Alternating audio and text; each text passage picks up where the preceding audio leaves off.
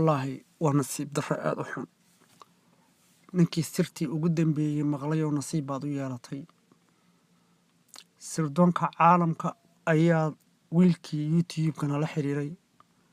waxay dhaheen adigin lama arkaan waxaan idin bixinaynaa magac nagu ugaarsada caalamka oo maaragtay haddii aad ka bixin weydaan sirtaan baa la soo yiri wiilkii garku i qabsaday waxaan ku dhimanayna ma garanayno dadka u dhimanaynana dad ma aha sirtiina waan ka bixiyay sida oo la socda adduunka habaarka ummadan haysta xaguu kaga yimid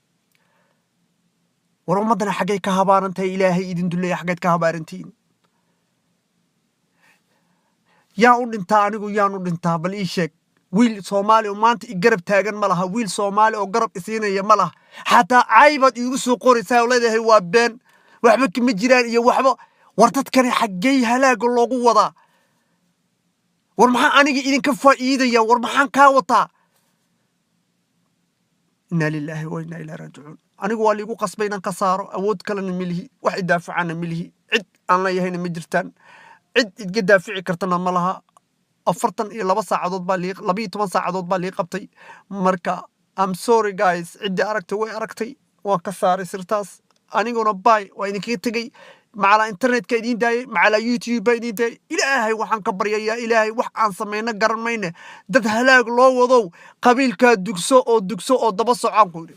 بلينو بري وح كاعليو مركي لو قبصدو أنيو وحن كودي دنا إن 11 مليون أوروما إن كو قبصتو حلك كاقادو كو قبصتان أنيو كودي دنا لكن وادي فهم كرويدي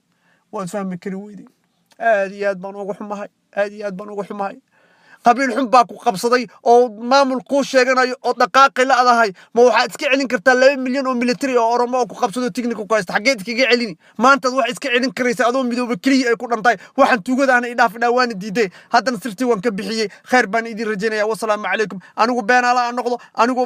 waxaan ku kiciyo anigu wuxun aan ku sheego laakiin fadhiga lagu imaan doona haddana awood aan ku seehay ma laha laakiin intii aragtun baa arktay wassalaamu calaykum waraxmatullaahi wabarakaatuh aniga bal codkayga dambana arka marka